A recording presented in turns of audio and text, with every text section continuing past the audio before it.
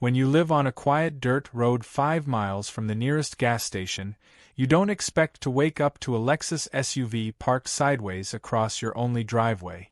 Yet there it was, shimmering silver under the morning sun, blocking the gate like it had sprouted there overnight. At first, I thought someone had broken down, maybe a tourist lost between the GPS dead zones that swallow half our county. But then I saw the folded lawn chair set up next to it, the half-empty Starbucks cup on the roof, and a woman in neon pink joggers yelling into her phone like she owned the soil under her feet. That was my first encounter with Karen. She didn't even notice me pulling up in my pickup. I honked once, polite, just to see if she'd move. She jumped like I'd insulted her ancestors, then pointed at me like I was trespassing. "Excuse me," she barked. "You can't drive through here. This is private property." I blinked. Private property? It sure was, mine. I stepped out and leaned on my door. "Ma'am, that's my farm gate behind you. You're parked in my driveway." She narrowed her eyes like she was calculating whether I could be bluffed. "No," she said slowly, "this is a public access lane." I checked the map. Now, that would have been true maybe 60 years ago, before my grandfather bought this entire stretch, fenced it, and built the farmhouse that still stands at the far end. Google Maps, however, hadn't gotten the memo. The old access path still showed faintly in satellite view. "I own this land," I said, keeping my voice calm. "You're on private property." Karen smirked, crossed her arms, and gestured toward my mailbox. "If you really owned it, your mailbox wouldn't be on that side of the ditch." It was the kind of logic only entitlement can invent. I explained once, twice, and then finally gave up. She wasn't parked there by accident. She was making a point, though what point I couldn't yet tell. I asked her to move. She refused. Said she was waiting for someone, and not moving her car for some random man claiming to own the dirt. When I mentioned calling the sheriff, she shrugged and said she knew people in the HOA, which was a funny thing to say considering my farm wasn't under any HOA jurisdiction. The nearest one was 2 miles north. But that's the kind of statement Karens make like prayer. Half threat, half gospel. So I turned around, went back to the house, and waited. You learn patience on a farm. You wait for rain, for crops, for deliveries that always arrive late. Waiting for Karen to realize she'd picked the wrong hill to die on was easy. 2 hours later, I heard another vehicle approach. A red compact car pulled up behind the Lexus. A teenager stepped out, early 20s maybe, earbuds in, tapping on his phone. He glanced at me once, nodded like we were both employees at the same gas station, and started unloading camera gear. I walked over. "Can I help you?" He smiled. "Yeah, my mom said we could shoot some photos here. For her influencer page. Rustic aesthetic or something." And there it was, the missing puzzle piece. This wasn't an accident. She was staging a photo shoot. On my property. I looked past him to where Karen was now leaning against her Lexus, trying to look contemplative while holding a mason jar of iced coffee. "Ma'am," I said, "you're trespassing. This is private farmland." She ignored me and called out to her son. "Honey, make sure you get the tractor in the background. That's the vibe." The tractor she meant was my 1985 Belarus 510, old, sturdy, and currently hooked up to a trailer of fertilizer. I took a deep breath, counted to 5, then decided that no argument would outlogic her ego. I grabbed my phone, snapped a few photos of the car blocking the gate, and sent them straight to the sheriff's department. Out here, they don't rush, but they show up. Meanwhile, Karen kept posing. At one point she climbed onto my fence, my freshly painted fence, for a better angle. The boards creaked under her. I told her 3 times to get down. Her son laughed. That's when I heard the distant hum of the sheriff's SUV. The deputy rolled up, window down, eyebrows already raised. "Morning, Mark."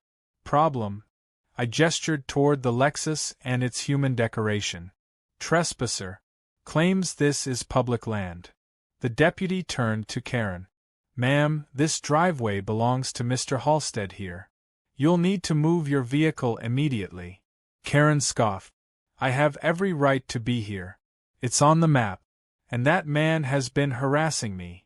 The deputy sighed like he'd seen this play too many times. Maps aren't legal deeds, ma'am. Do you have permission from the owner?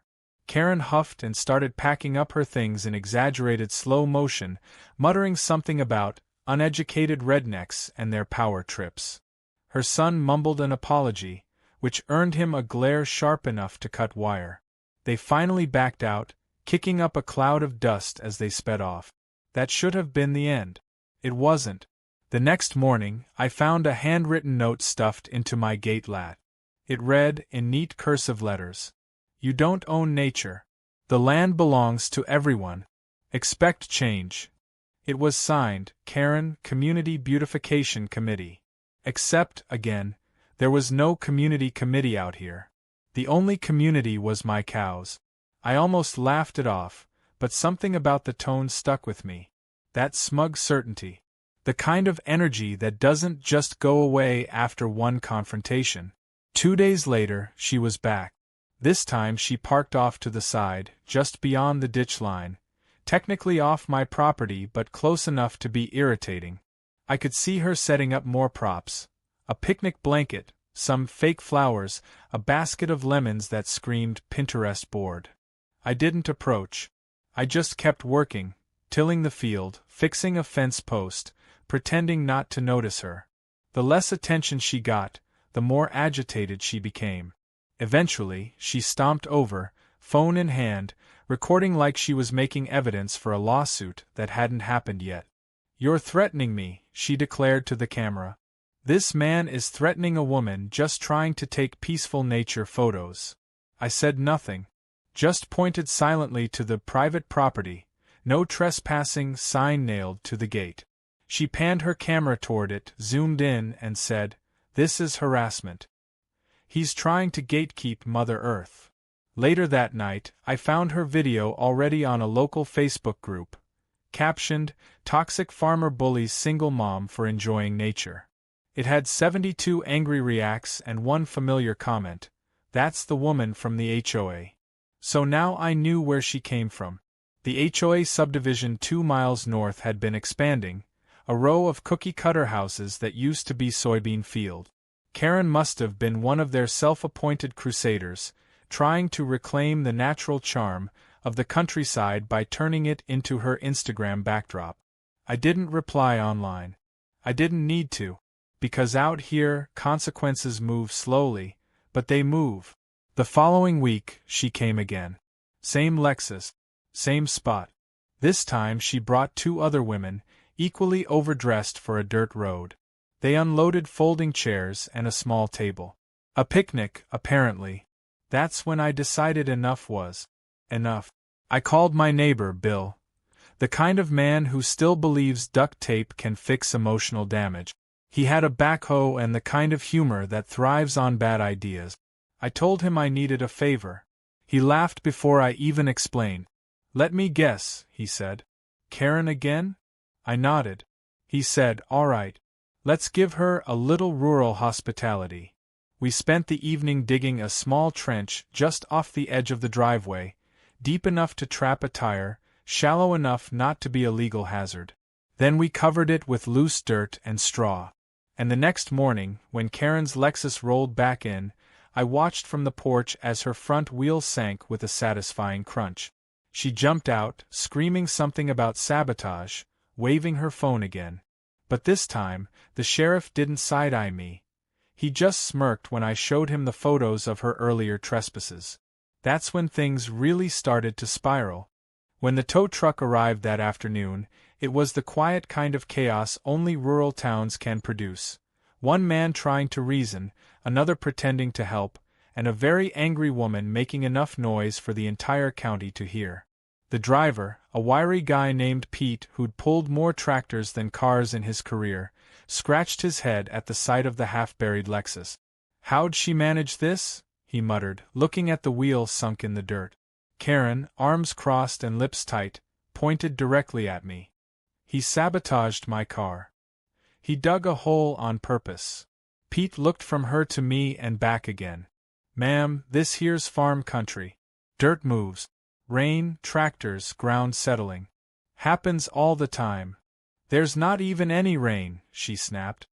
He did this to humiliate me.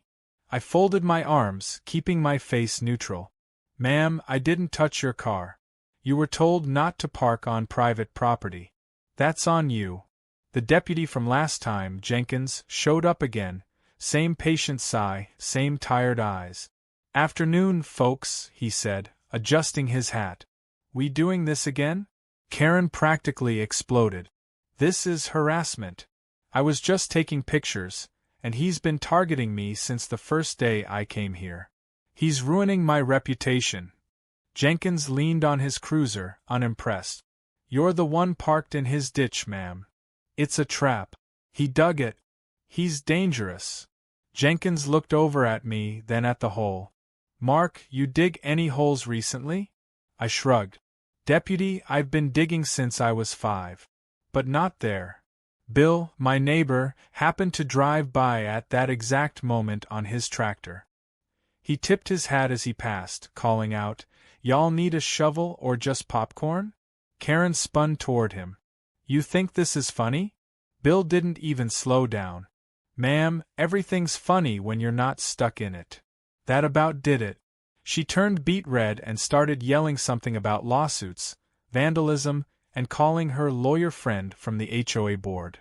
Jenkins calmly filled out a report, handed her a pink copy, and said, If you want to file a complaint, ma'am, the courthouse opens Monday. But for now, get your car towed off this man's land. By the time the Lexus was free, half its front bumper was scraped, the radiator was leaking, and the dirt had painted its once shiny finish a dull brown. She climbed in without a word, slammed the door, and spun the tires as she left, kicking another layer of mud across my gate. Bill parked his tractor beside me and watched the dust settle. She'll be back, he said. I know. And she was. 3 days later, I got my first official letter, printed on paper that screamed amateur authority, with a fake logo that read, Community Beautification and Environmental Preservation Society.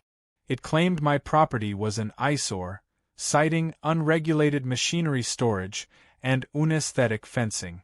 It also demanded that I remove debris and restore the natural view visible from the adjoining road.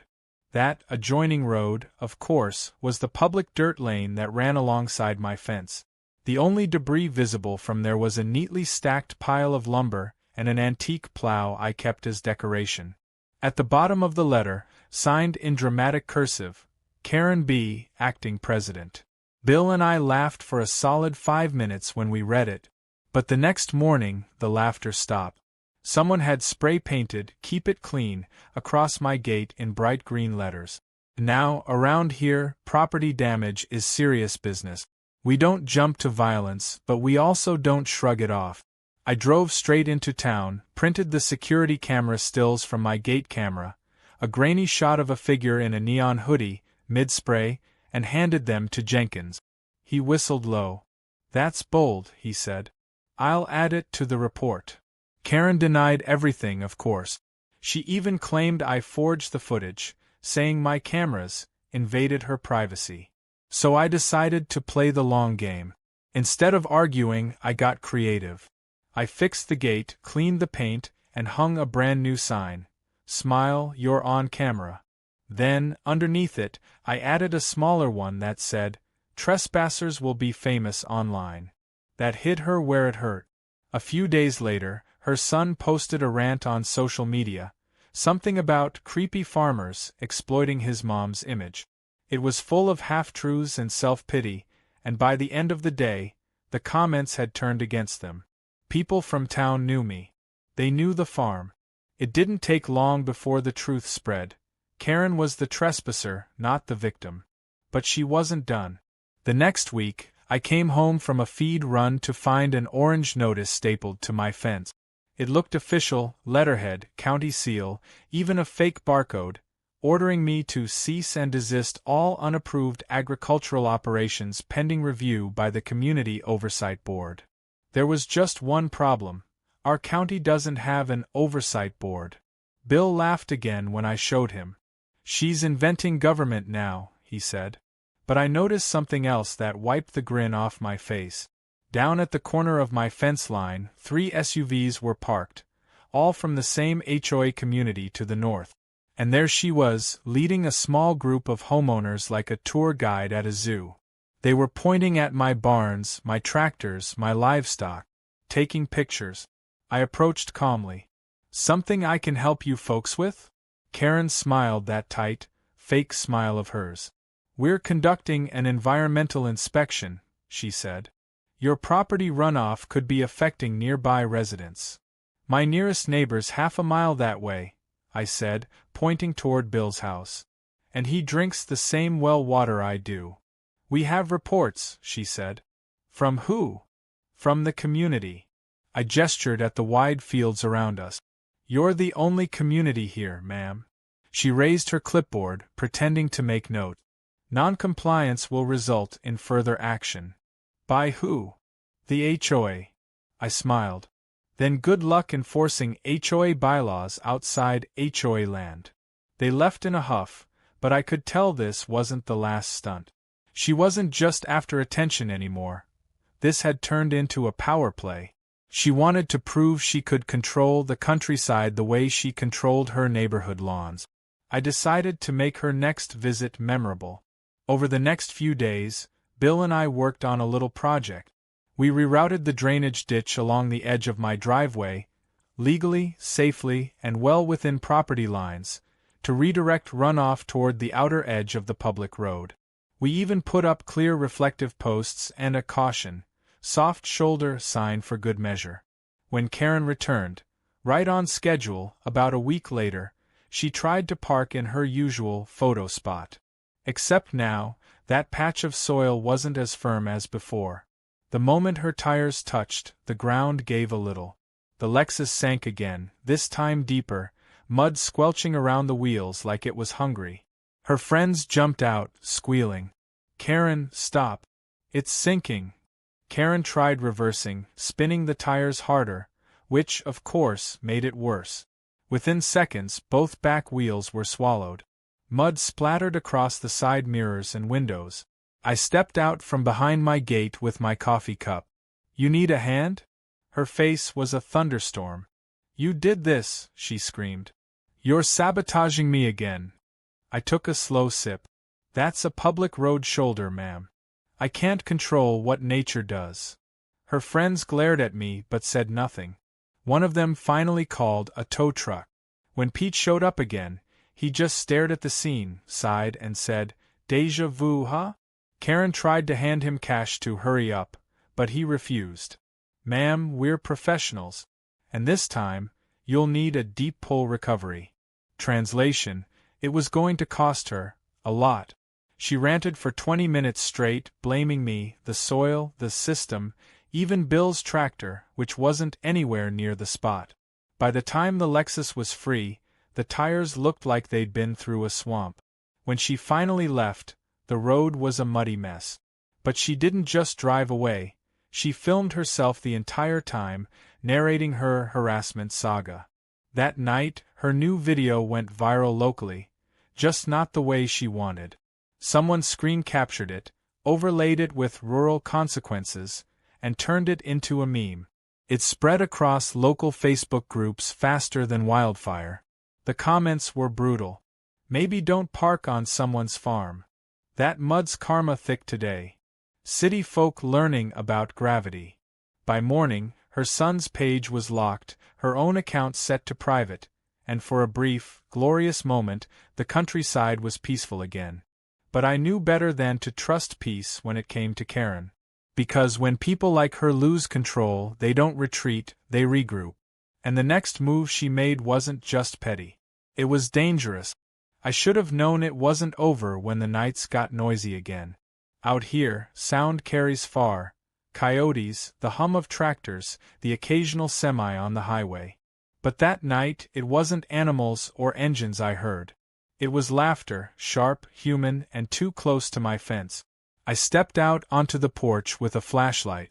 The air was damp, heavy with the smell of hay and rain. Out beyond the gate, faint beams of light danced across the field. Someone was moving near my tool shed. By the time I reached the gate, the lights had vanished. I heard tires crunching gravel, then the distant whine of a car speeding off. When I checked the shed, the padlock was snapped clean, and my diesel cans were gone. So were 2 spools of copper wire. The next morning, I called Jenkins again. He came out, took a report, and looked tired before I even started explaining. "We'll keep an eye out," he said. "Lot of scrap thieves lately." "Scrap thieves driving a Lexus?" I asked. He didn't answer, but his eyes said he was thinking the same thing. Later that day, I noticed tire tracks running through the wet ditch beside the road, the exact path Karen's car had taken the last 2 times she'd gotten stuck. And mixed into the mud were 2 things she must have dropped: a plastic bracelet with her Community Beautification logo on it and a Starbucks lid with her name written in marker. Coincidence or confession? Out here, we don't believe in coincidences. Bill came by that afternoon and stared at the tracks. "You know," he said, "you could set up a little surprise next time." "Like what?" "Trail cameras. The kind hunters use. They trigger on motion. No one sneaks by those." I ordered 4 online that evening. 2 days later, they were strapped to trees along my fence line, hidden, silent, and ready. It didn't take long. On the 3rd night, around 1 a.m., the cameras caught movement. A car stopped by the gate. 2 figures, one male, one female, stepped out. The woman wore a hood, but her build, her posture, even the way she waved her arms in dramatic circles, it was her. No doubt about it. The man was her son. He carried a jerry can. They poured something along the grass edge of my ditch, and then sped off. I checked the footage twice before calling Jenkins. "They were pouring something flammable," I said. "If I hadn't seen it." He showed up within the hour, this time wide awake. He took one look at the video and shook his head. "She's crossed the line." He found scorch marks the next morning, faint black streaks along the outer edge of the ditch, where someone had tried and failed to light diesel-soaked grass. The rain had stopped it before it caught. When Jenkins confronted her, she denied everything. Said the video was deepfake nonsense. Said she was being targeted by toxic men. Claimed she'd been home the entire night, though neighbors saw her car leaving around midnight. That's when I decided I wasn't going to wait for the next escalation. I didn't fight back with anger. I fought back with paperwork. I called the county clerk, showed them Jenkins's reports, and filed for a restraining order. The judge, an older man who'd grown up around here, took one look at the evidence and signed it without hesitation. Karen was officially banned from entering or approaching within 200 feet of my property line. For about a week, the silence felt almost unnatural. I could walk to the barn without checking over my shoulder. I even caught myself whistling again while repairing the north fence. Then, on Friday morning, Bill's wife, Marlene, drove over looking furious. "You seen the paper?" she asked. I hadn't. She tossed it on my porch. Front page of the County Chronicle, headline in bold. "Local farmer under investigation for environmental damage." My name was right there in the second line. The article claimed I'd been dumping fuel runoff, burning plastic waste, and illegally diverting rainwater from protected wetlands. The quotes came from a concerned community member who, shockingly, refused to identify herself. It was pure fabrication, every word. But the damage was done. By afternoon, 2 county inspectors showed up unannounced. Nice enough guys doing their jobs. They walked the property, took photos, checked the drainage ditches, and left shaking their heads. "You're fine," one said quietly. "We got a complaint, that's all. Probably from that HOA lady up north. We've had half a dozen bogus tips from her already."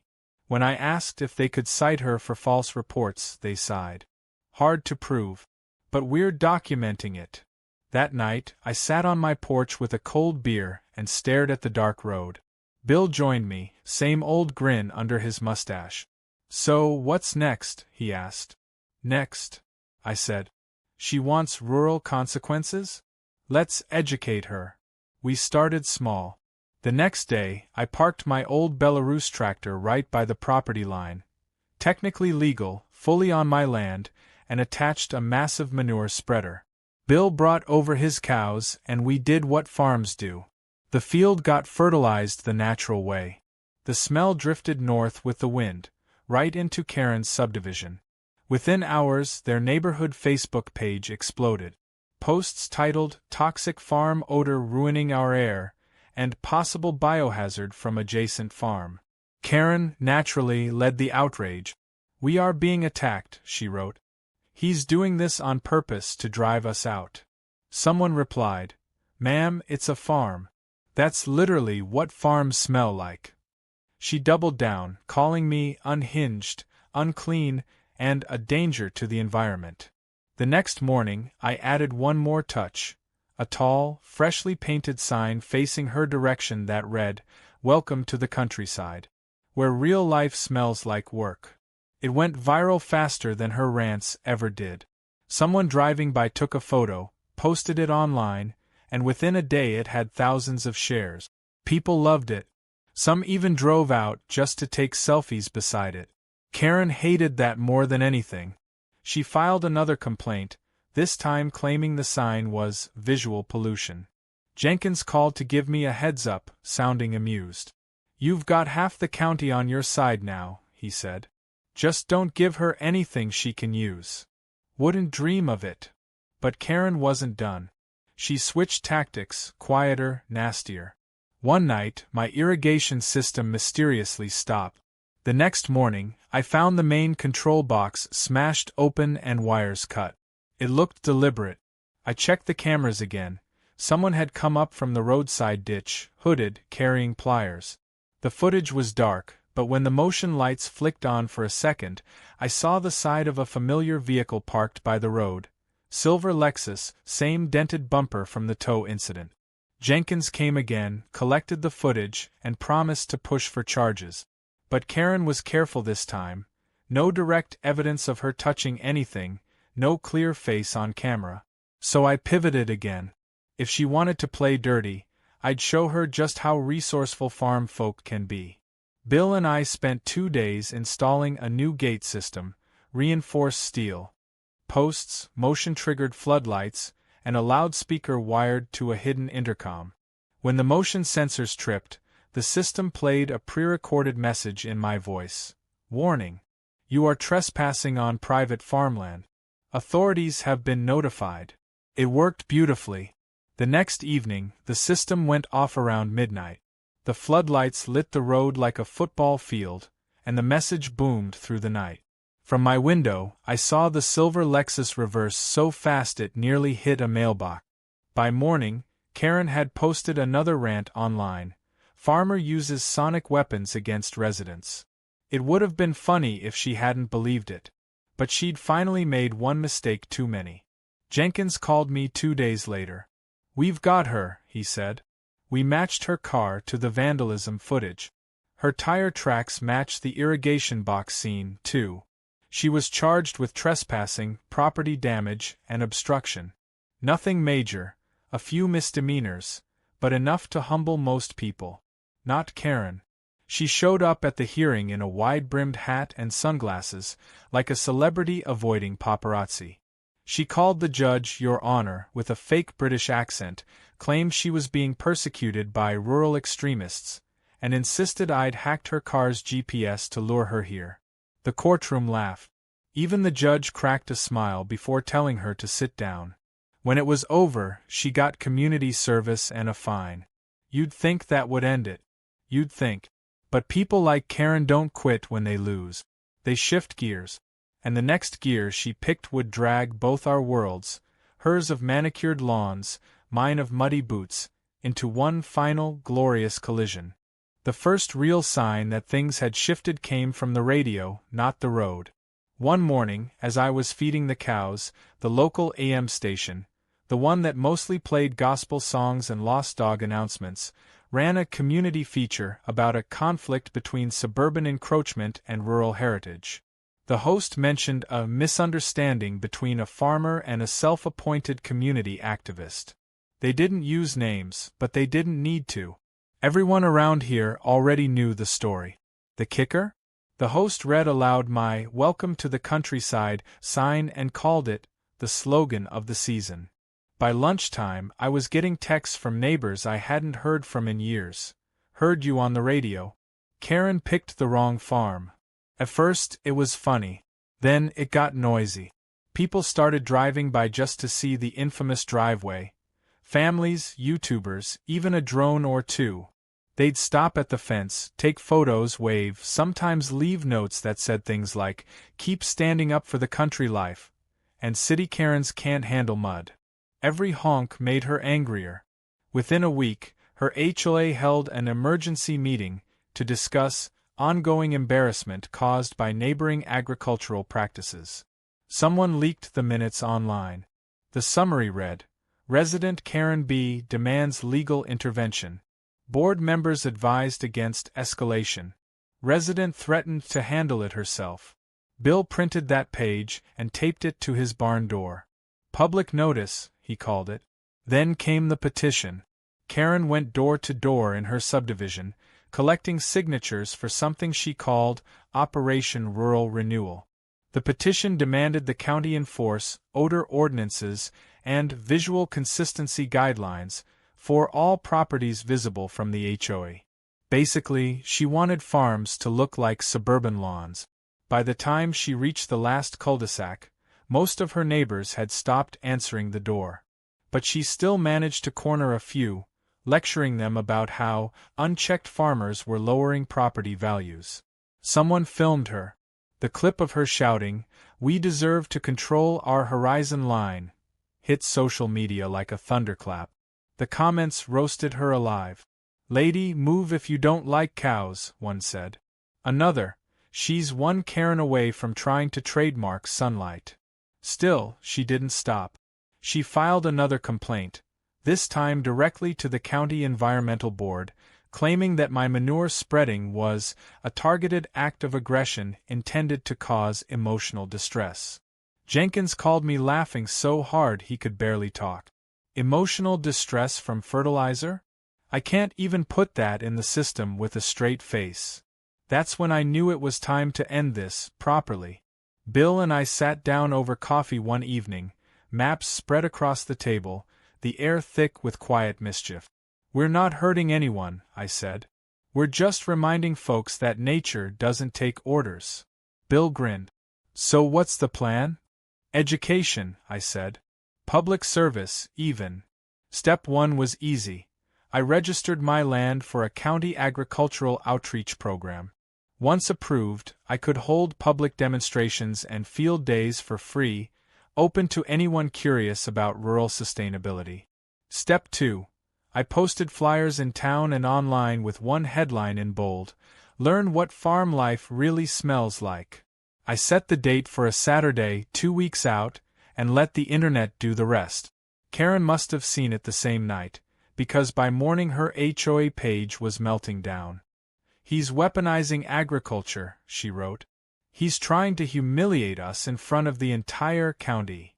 Within a day, over 100 people had RSVP'd. Local families, reporters, even a few curious HOA residents who wanted to see what all the fuss was about. On the morning of the event, the driveway was lined with cars, parked neatly this time on the gravel shoulder, far from the ditch. I wore my cleanest overalls. Bill manned the grill. Marlene handed out lemonade. Karen showed up 30 minutes late, dressed like she was attending a Senate hearing, heels, pearls, the works.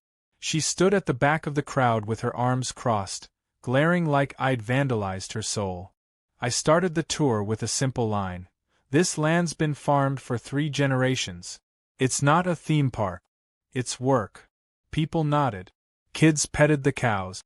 Someone asked about crop rotation. I talked about water conservation, machinery upkeep, fencing laws. Real, grounded stuff. Then came my favorite part, the manure spreader demonstration. Bill climbed onto the tractor, fired it up, and explained the process. nutrient cycles, soil enrichment, how smell isn't pollution but proof of life. The crowd loved it. Cameras flashed. Karen, however, lost it. She stormed forward, yelling, "This is harassment. He's spraying us with toxins." I stopped her calmly. "Ma'am, this is approved agricultural practice, demonstrated under county supervision. If you step past that cone, you'll be in the splash zone." She froze, eyes darting between the crowd and the mud-spattered tractor. Bill gave me the subtlest wink and revved the engine just enough to send a gentle arc of mist toward the far edge of the field, nowhere near her, but close enough for the smell to reach her designer shoes. She shrieked like we'd drenched her in acid. The cameras loved it. By afternoon, her meltdown was on half the local feeds under the title, "HOA Karen Declares War on Compost." Even the radio host who'd covered the story earlier ran a follow-up laughing about it. For a week afterward, peace returned. The HOA retreated into damage control mode. Their board quietly removed her from community beautification, citing unproductive behavior. But she couldn't let go. Late one night, a storm rolled in, heavy wind, thunder cracking over the hills. I was half asleep when I heard a metallic thud outside. I grabbed a flashlight and went to check. The gate was open. Not broken, just unlatched. Rain hammered down, blurring everything beyond a few feet. My flashlight beam caught a figure sprinting across the road, small, fast, carrying something shiny. Then the headlights of a car flashed, and I saw her, hair plastered by rain, clutching a crowbar. She darted to the Lexus, jumped in, and peeled off, tires spinning mud. I ran to the barn. The new floodlight post I'd installed was bent halfway down. The electrical box beside it was smashed open, wires dangling like torn root. I shut the power to avoid a short and stood there in the rain, water running down my neck, heart hammering. She'd gone from petty to reckless. The next morning, Jenkins arrived before sunrise. "Caught her," he said, holding up a still frame from a traffic cam. The Lexus, her Lexus, speeding away from my road minutes after the break-in. They arrested her that afternoon. This time, it wasn't a slap on the wrist. Between the restraining order, violation, property damage, and repeated trespassing, the county prosecutor decided to make an example. The story spread faster than fire. Local news ran footage of her being escorted out of her house, clutching her phone and yelling about rural terrorism. Her HOA dropped her completely. By the next morning, her house had a for sale sign on it. But the strangest part came after. I got a letter, handwritten, shaky. It wasn't from her directly, but from her son. He apologized for everything his mother had done, and said they were leaving the county. She thought she could change people, he wrote. But she didn't understand this place. For a moment I felt something almost like pity. She wasn't evil, just hollow in a way that made her crave control over everything she saw. When the moving trucks finally rolled past my gate, I watched quietly from the porch. No shouting, no triumph, just the soft sound of tires fading into the distance. Bill stopped by with 2 beers. "So, is it finally over?" I shrugged. "Out here, things end slow. But yeah, I think the land's quiet again." He raised his bottle. "To rural consequences." I clinked his bottle with mine, the air thick with the smell of earth and rain. For the first time in months, I could hear nothing but crickets and the distant hum of the windmill turning steady in the dark. But I wasn't naive enough to think the story was done. Because small towns never forget. And sometimes, consequences take roots deeper than either of us expected. For a few blessed weeks, peace returned to the farm. No Lexus, no shouting, no surprise visits from deputies holding clipboards. The gate stayed shut, the air smelled clean, and the fields glowed gold under the late summer sun. It felt almost unnatural to wake up without checking the road first, as if silence itself had to be earned. I spent those mornings catching up on the chores I'd neglected during the chaos, mending fences, reseeding the lower pasture, repainting the old barn doors that still bore faint scratches from her last nighttime visit. Bill helped me haul a few loads of lumber, And Marlene started baking pies again just because it finally smells like a farm instead of a fight. For the first time in months, I thought maybe the story had ended quietly after all. But stories like these never die easy. The first hint came from Jenkins, of all people. He stopped by one afternoon, hat in hand, looking more serious than usual. "Mark," he said, "you know that HOA development up the road? The one she lived in?" "Yeah. They're selling her lot," he said. "Except there's a problem. Turns out, the survey lines she used for her fence were wrong." "How wrong?" "About 40 feet. I frowned. 40 feet onto what?" "Onto your north field." I almost laughed. "You're telling me after all that, she built her fancy white fence on my land?" He nodded. "Looks that way. We got the county surveyor's new map. Her property markers were set using outdated coordinate. I figured you'd want to see this." He handed me a copy of the map. Sure enough, the northern boundary of her old lot sliced right through the fence she'd installed, the same one she'd once bragged was perfectly to code. That irony tasted sweeter than Marlene's pie. "So what happens now?" I asked. "Well," Jenkins said, "you're legally entitled to reclaim it. You could remove the fence or sell her the section retroactively. Her realtor's trying to handle it, but I thought you might like to make a point." I didn't have to think long. That weekend, Bill and I loaded the post puller and drove up to the boundary. The white vinyl fence gleamed in the sunlight, pristine, untouched by time, the one piece of her world still standing. We started unbolting panels, stacking them neatly to the side. By noon, half of it was gone, opening a long, clean strip of land that rejoined my field as if it had been waiting to breathe again. Around mid-afternoon, a car pulled up, not a Lexus this time, but a rental. Her son stepped out. Same nervous posture, same apologetic expression. "Hey," he said quietly. "I figured you'd be out here." I wiped my hands and nodded. "You're handling the sale?" He nodded. "Yeah. Mom's, well, she's in therapy now. Dad convinced her to move in with her sister in Missouri. She doesn't talk about any of this." He paused, eyes darting toward the missing fence section. "I didn't know she built over your line. If I did, I'd have said something." "I believe you," I said. "Wasn't your fight." He hesitated, then looked me dead in the eye. "She thought she could fix everything by controlling it. The land, the people, even nature. I think losing that house was the first time she realized she couldn't." Something in his tone hit me harder than I expected. There was no defense in it, no arrogance, just exhaustion. "Well," I said, gesturing to the open field, "tell her I'm fixing it for her now. The right way." He smiled faintly, then helped us carry the last few fence panels to the truck. Before he left, he reached into his pocket and handed me a folded piece of paper. "She asked me to give you this," he said. "I don't think it's an apology, but it's something." When I unfolded it later that night, I found a single sentence written in her perfect cursive. "You can't fence in the world forever, but you can make it uglier trying."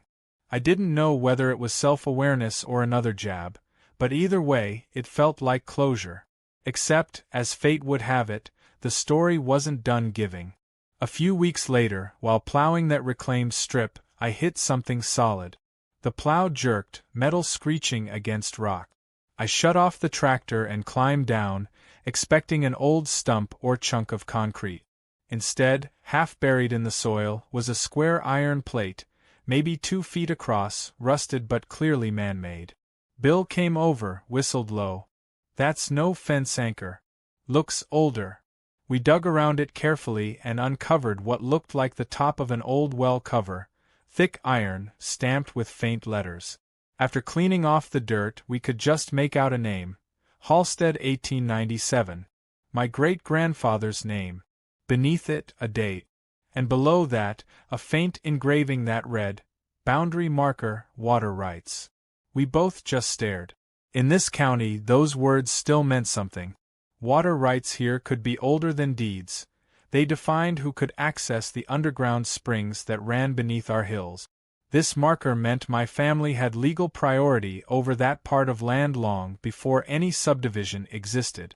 The realization hit like lightning. Karen's entire lot, the house, the manicured lawn, the irrigation system, was built on top of a century-old water source that legally belonged to my family. I spent the next few days digging through county archives, verifying every record I could find. Sure enough, the Halstead claim from 1897 still stood. It had never been revoked, only forgotten. My great-grandfather had registered a natural spring beneath what was now Karen's former backyard, a spring I'd never even known existed because her developers had covered it when the subdivision was built. When I called Jenkins, he almost choked on his coffee. "You mean to tell me her house was sitting on your well?" "Looks like it." He whistled. "You gonna reclaim it?" "I think I have to. It's my right." The process took weeks, surveys, paperwork, county hearings. But every step tightened the irony into something poetic. By state law, I was entitled to access, maintain, and restore that water source, which meant the new property owner, whoever they were, had to grant me entry to dig and re-establish the wellhead. And wouldn't you know it, the buyer turned out to be a developer planning to flip the property into a rural Airbnb retreat. When I showed up with the county inspector, the new owner was livid. "You're telling me this guy can dig a well through my yard?"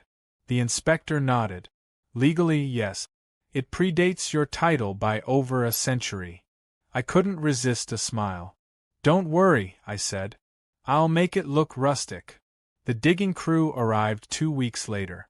We opened the old spring head, clear water bubbling up like the earth itself was sighing with relief. It wasn't much, a narrow vein feeding into the creek, but it was real, pure, and undeniably mine. By autumn, I'd built a small stone wellhouse around it, complete with a hand pump and plaque engraved with the same line from the marker, Halstead 1897, boundary of water and will. People started stopping by again, not for photos this time, but for history. Schools asked to visit. The local paper called it a poetic twist in the ongoing tale of the farm that fought the HOA. Even Jenkins, who rarely showed emotion, cracked a grin. "Guess the land always remembers who it belongs to," he said. Bill called it karma carved in limestone. For me, it felt like balance, like the soil itself had waited a century to reclaim its story, and Karen's chaos had merely dug deep enough to uncover it. I never heard from her again. But sometimes, when the wind was right, I'd catch faint laughter drifting from the north, the sound of new city folks renting her old house, posing by the fields, calling it authentic country living. They'd never know the whole story. They didn't need to, because by then, the well had become more than a piece of history. It was the perfect ending to the war she started. A reminder that the countryside doesn't bend to the will of people who only see it as a backdrop. It remembers, it waits, and when pushed, it teaches. Sometimes quietly, sometimes muddy, always thoroughly. And out here, that's what we call rural consequences. Autumn slid into winter like an old song fading out, steady and familiar. The mornings came with frost on the window panes, the fields silvered and soft. I'd start the day by pumping a bucket of water from the new well and setting it on the porch, watching the steam rise into the cold air. After months of chaos, that silence felt earned, not just peace but proof that the ground had taken my side. The county installed a small bronze plaque beside the wellhouse, a historical landmark now. It read, Halstead Spring, 1897. Original farm boundary restored, 2025. Tourists came by in 2s and 3s, snapping photos, some dropping coins into the bucket for luck. I didn't need the money. I left the coins there, shining faintly under the water like offerings. The local news kept calling it the Battle of the Driveway, turning it into something grander than it was. People like stories where good sense beat entitlement, where the land itself had the last word. Bill called me folk legend, which sounded more like an insult than praise. But I'll admit, when kids on school tours asked, Did the Karen lady really try to steal your driveway? I couldn't help smiling. Life went back to rhythm: feed, mend, plant, rest. The storm she'd brought seemed to have passed completely, until a letter arrived one snowy morning, postmarked from Missouri. The handwriting was neat, careful, the same looping script I'd seen on that one-line note months ago. I opened it slow, expecting another riddle or accusation.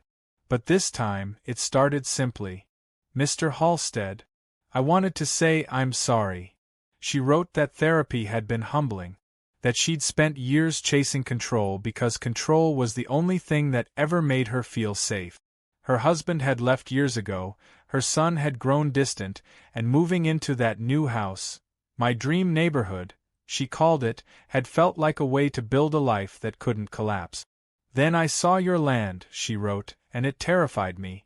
It was everything I couldn't manage: wild, unpredictable, indifferent to rules. So I tried to tame it. She didn't ask for forgiveness, just said she understood now why fences fail where roots run deep. Tell Bill I still hate the smell of manure, she added at the end, a small trace of her old self peeking through. I folded the letter carefully and set it in the drawer beside the Wells paperwork. That was the last I ever heard from her. Winter thickened. Snow settled over the fields, muffling every sound. One night, during a hard freeze, I heard a strange crack echo through the dark, the kind that wakes you before you realize you've moved. I went outside with my flashlight and saw it. A tall oak by the creek had split clean down the middle, one half leaning toward the road. It had stood there longer than I'd been alive. I spent the next morning cutting the fallen side into sections for firewood. The heartwood was rich, golden, perfect. When I split one of the thicker pieces, something metallic flashed inside the grain. I pried it loose, a bent, corroded horseshoe nail, old enough to crumble between my fingers. That tree had grown around it, swallowing a piece of someone's mistake until it became part of itself. I kept that nail on the mantel. It reminded me how time works out here. Slow, patient, unforgiving. Everything buried eventually rises again. The wells, the boundaries, even the truth. Come spring, the Airbnb developer finished renovating her old house. They painted it beige, strung fairy lights along the porch, and listed it online as the Halstead Retreat. Authentic farm views and country charm. Authentic, all right. Their guests came and went.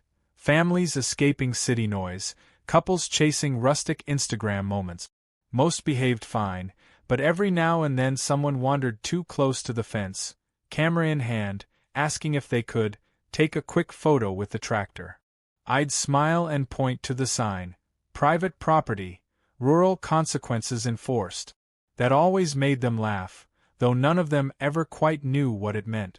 One afternoon, as I was fixing the irrigation hose, a woman about 30 stepped up to the gate, one of the Airbnb guests, hair tied up, notebook in hand.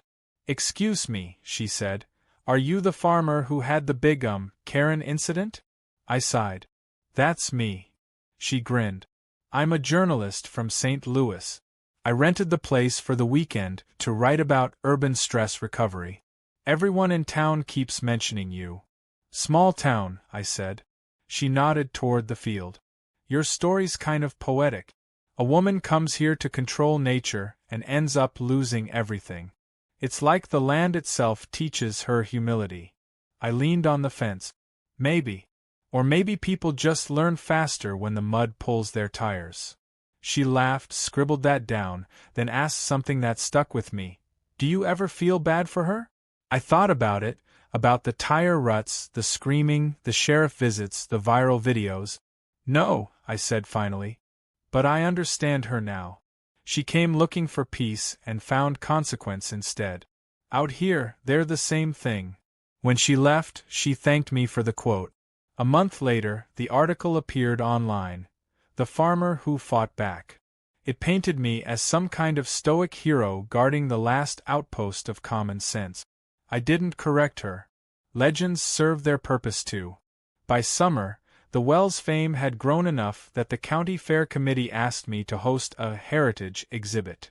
Bill nearly cried laughing at the idea of us being exhibit material, but we did it anyway.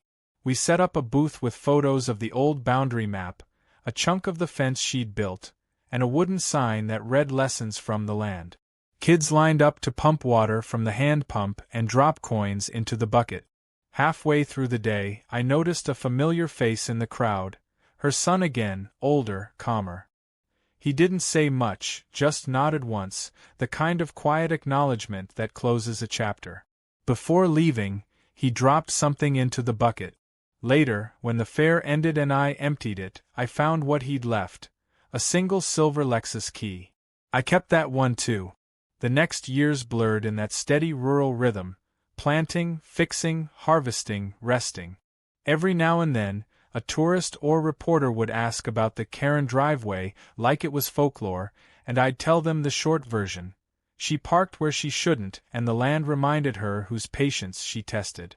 But when the evenings turned orange and the wind carried the smell of cut hay, I'd sometimes look north toward her old lot and think about that line she'd written, "You can't fence in the world forever, but you can make it uglier trying." Maybe she'd meant it as a warning to herself. Or maybe to me. Because she was right, in a way. The land doesn't belong to anyone for long. We're all just tenants renting space from time. Still, I couldn't help but take pride in how it ended, not with shouting or police lights but with water rising from the ground, clear and cold, reclaiming its place. Last fall, a reporter asked me what rural consequences really meant. I told him it wasn't revenge or punishment. It's the balance that comes when nature gets tired of being polite. Out here, if you dig deep enough, the soil gives back exactly what you put in, good or bad, honest or selfish, slow but certain. He laughed like I was joking. Maybe I was. Maybe not. A few weeks later, I went out to the well at dusk. The air was still, the kind that hums quietly just before dark. I looked down at the water and saw my reflection framed by that old stone rim, older now, maybe a little wiser. Then I saw something else, a faint shimmer as if a leaf had landed and refused to sink. I reached down and pulled it out. It was the Lexus key, the one I'd kept on the shelf. Somehow, the wind or time or maybe fate had carried it there, resting again above the spring she once stood over. I laughed out loud, a real laugh from somewhere deep, the kind you don't plan. Then I tossed it back into the water and watched it sink slowly, disappearing into the same earth that had started everything. Bill always said the countryside has a sense of humor. I finally believed him. Now, when travelers stop by the well house, they sometimes ask what that little glint is at the bottom. I just smile and tell them it's part of the story. A reminder that every fence, every argument, every act of pride eventually finds its way home. And when they leave, I go back to the porch, listening to the quiet hum of crickets, the distant bark of a dog, and the low whisper of water running under the ground, steady, certain, eternal. Because that's the real ending. Not revenge, not victory, just life returning to what it was before anyone tried to claim it. Out here, the land keeps score. And it never forgets.